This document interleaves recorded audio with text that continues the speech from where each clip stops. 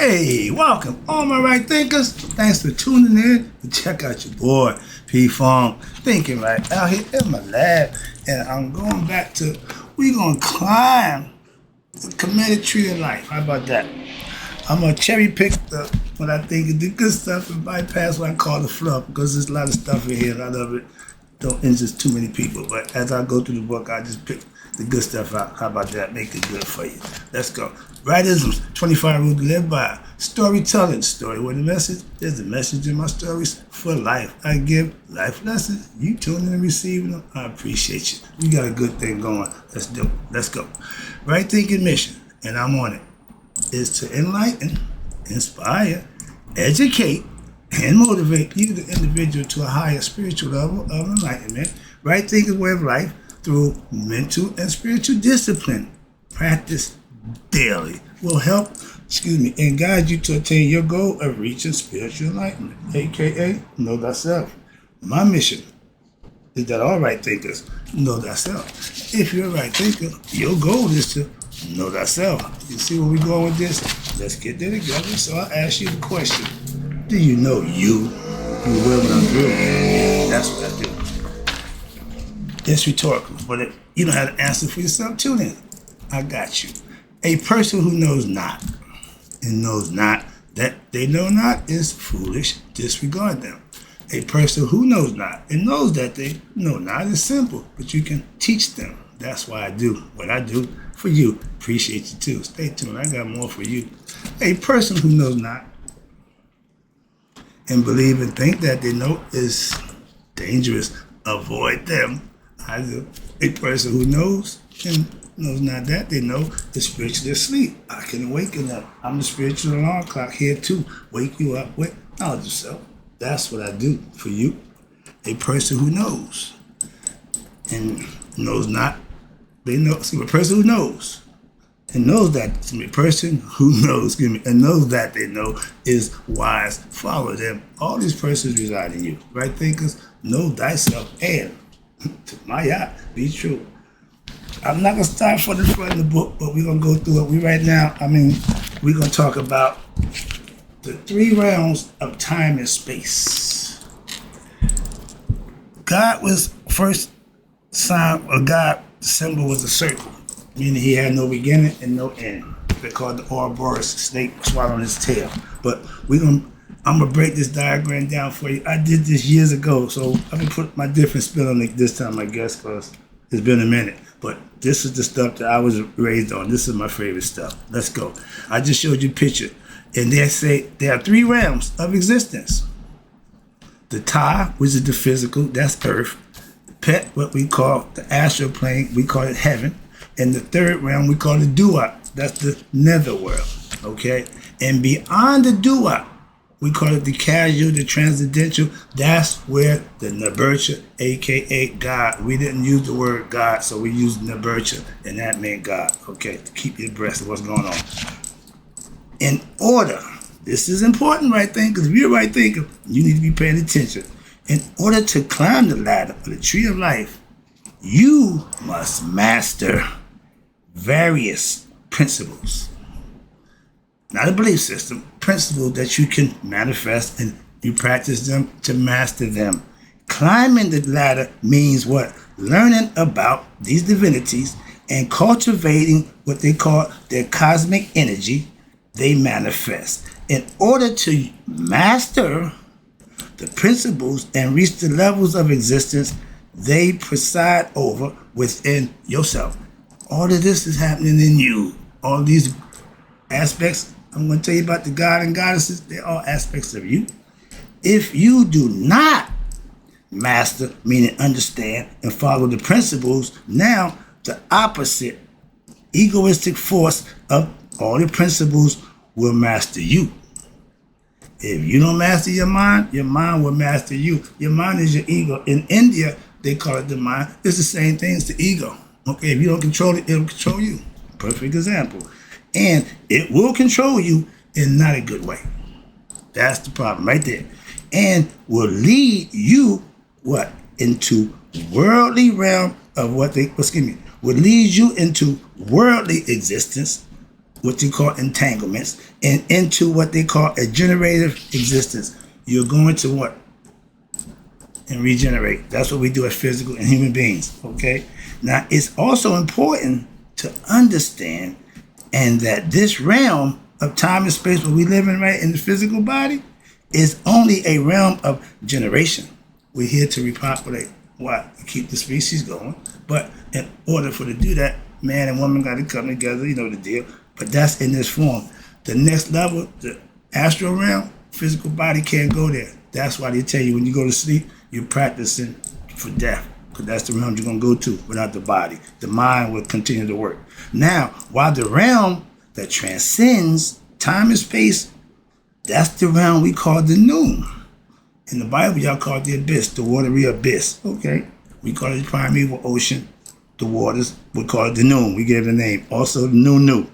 But it means formless, nameless, and undifferentiated concept and aspects, aka chaos. Anything was possible in the noon. Anything come out of the noon. But when God came out, first thing he called for was order. That's what Maya come in at. But the noon represents everything unmanifested.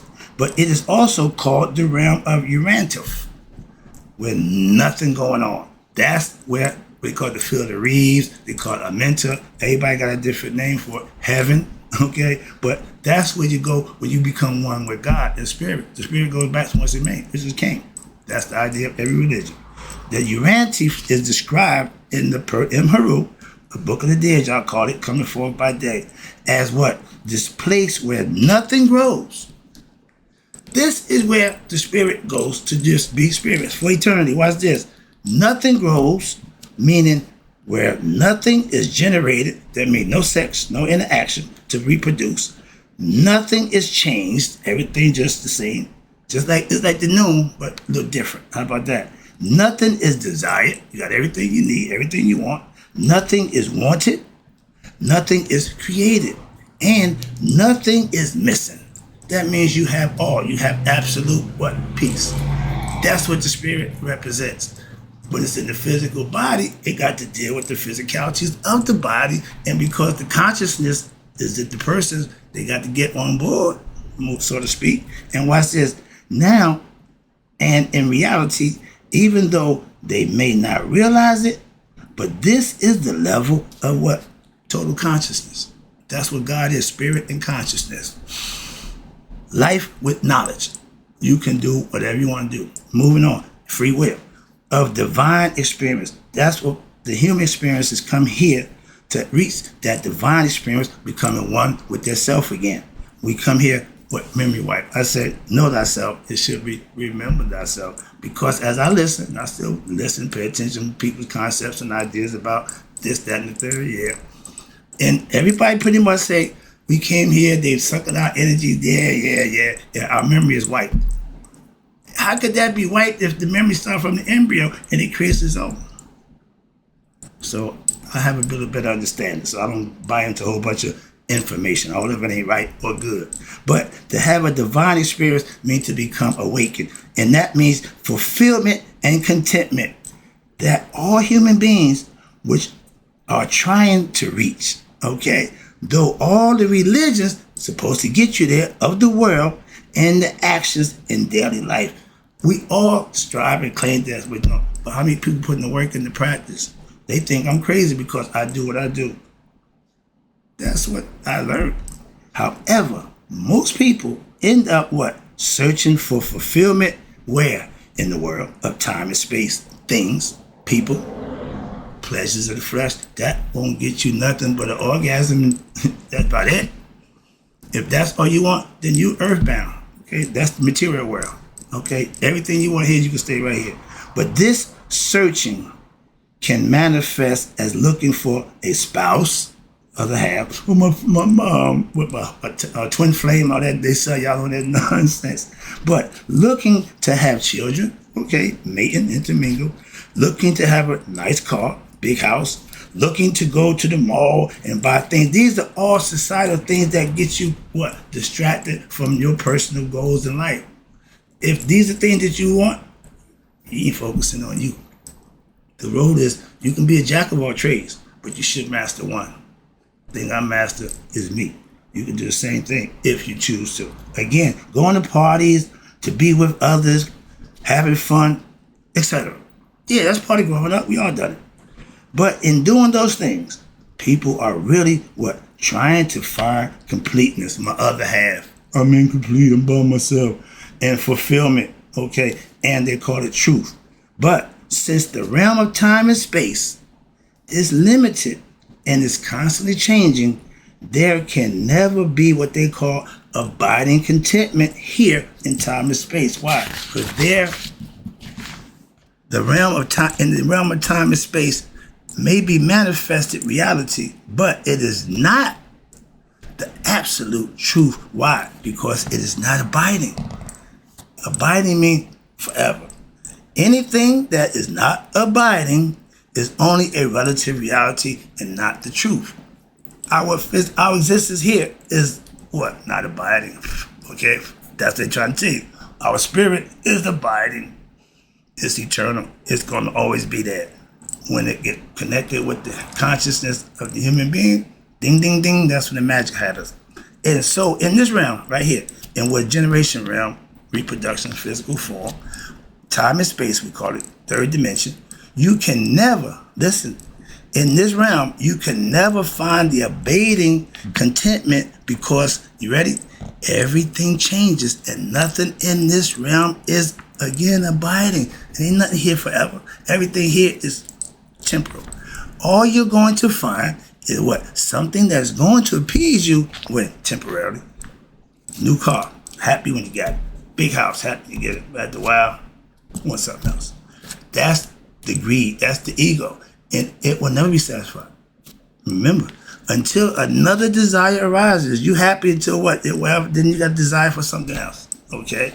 Then now you are what? Going to have to go on a pursuing that, and you will now, again, never be happy in that way. Why? For there will never be renewing, stress about what? Searching and then securing the happiness, which again can never happen. The only way you would be truly happy, pay attention, and fulfilled in this world is when you attain transcendence consciousness, aka spiritual enlightenment, nihas, knowledge of self. And that takes you to what they call the new level. You reach that level where you become one with God. And so the Anuian theurgy means the study of God, explains that a human being is to become, here we go, Haru-Ur. Ur means great. I tell you, I'm practicing for greatness. I want to be my best self. That's Haru-Ur. What that mean? That means mastery of self on earth. Meaning you get knowledge of self. Haru-Ur, watch this, is the lower most divinity on the cosmic mythograph. I'll tell you that, show you that later. The tree of life. But Haru-Ur also represents the perfection of an enlightened consciousness. He have knowledge of himself. He know him and his father are one. Sound familiar? That was way before Jesus come along. He is now what? He is human in the physical form. And he's also knowledgeable about what? Physical creation. But he also knows Ra. Ra was God. Okay? Ultimate spirit. The visibility being the sun. And that's the highest realm of existence. Even what? While living as a human being on earth. That's becoming an Aku. That means a enlightened being. And you walk the earth with knowledge of self. You become a giant over ordinary people. Okay? Somewhat like that. But right there. Being okay. Now, he represents the lowest being. Why? Because he is the lowest. Because he is what? The master of the lower nature. Earth. Physical form. Realm which you call the Ta. Haru presents the potential. Now I gave you the rest of the concept of success is reaching your full potential. Doing what you got to do and doing it and being rewarded for it. And reaching Haru, the spirit in you, represents the potential of every human being. Male and female. who living on earth. If you're born into the world, you are Haru. Why? Because you have the Spirit of God in you. And you can also attain, watch this, to heights of spiritual evolution and what they call self-discovery. Hello, discovering who? Thyself. And that is what you supposed to be striving for. Not the big house, not the fame and fortune, not the ego tripping, but to become what? Haru. Reach your highest potential and be your best self. Why? Because when this physical life is over, you go back home to your father. That's why. And that's what they presented. And all those, watch this, all those who are not enlightened, no problem, beings are what they call ordinary human beings. Slaves, what? To the world, to society. Watch this, to time and space, and what? Their own desires, which is symbolized by Haru, the child. Okay, before he becomes Haru, the adult, great master of himself. We're all born ignorant. We have to learn our lessons in life. That's what it's all about. Haru, wrapping it up, from the perspective of human existence, watch this, is the goal of a spiritual aspirant, aka all right thinkers. But how does Haru come about? Good question. I'm about to answer right quick. As we proceed further in our discussion, we will discuss about the different aspects of Haru, and there's a bunch of them. Haru as the blind one, the left eye got poked out by Satan when he's fighting. You got Haru as the child, sitting on his mother's lap, suckling, getting nourishment. Also, Aset, his mother, initiated him into the order. She taught him also. Our mothers are our first teachers symbolically, and that's what it's all about. They took you that. Haru is the child. Now, you got Haru as the fighter. That's when you come into your own, you start to realize, I got to control my lower nature. Why? If not, I'm going to have problems like my dad. We all talk about the struggle. The moral struggle, I tell you, that struggle between Haru and Set, your lower nature, higher nature, they're going to go at it. If the lower nature wins, you will have fetters. You will cause problems. If the higher nature wins, your ego will acquiesce and it will work for you. That's what you want. And watch this. It's all about the struggle that has to go on for what? Haru to develop within you from what? Haru, the child. And Haru symbolizes, again, it's a symbol that symbolizes spiritual aspirations. I want to better myself. Back then I didn't. I thought I was the ego. So when you want to aspire to be better, that's what Haru represents. The spirit in you, the aspirations to be your best self. And the kind of aspirations that allows you, the individual, to have that determination, that fight, and that fight in the character. That's what the Set is. He's the one who's going to fight for you. When he's been in control, he's going to be that hardest fighter. That's the dog that you got in you that will fight. And that character to forge what? Ahead, despite any formidable obstacles in the way of you attaining what? Higher consciousness. I'm going to get enlightened, hook or crook. I'm going to be my best self. I'm going to give it my best effort. And egoism, watch this, is the most powerful foe. He's your biggest obstacle. Your ego is your Goliath. You're David. Your Haru is David. He don't give a crap about how big he is. He don't care about nothing. He know if he do what he do, he will win. That's why I get the concept of, as long as you do what's right, you will be rewarded. My pastor told me the same thing. He said, brother, right? When we lose, sometimes we win. I understand just what we're talking about. Moving on. But when you have an obstacle in your spiritual way, you have to conquer that. Fear. False evidence appearing real, okay? That's holding you back because you fear for what? Well, maybe I fail. Maybe I ain't good enough. That's your own Goliath beating you down with negative thoughts. And right thinking is always positive thinking. You'll never put yourself down. But your biggest foe is your ego of your spiritual aspect. And now to attain enlightenment, your ego was trying to stop you from what? Becoming enlightened. Set is that foe, your ego. And that's the rival to who? Haru, natural enemies. Why? He want to do what he want to do. No, you're going to do what I want you to do. That's the natural fight, the order, the moral fight, I call it, okay?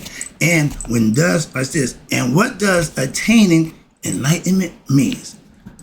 From a nut and bolt aspect, break it down right quick. It means that you must control your lower forces, which is set, the ego, that are operating through you.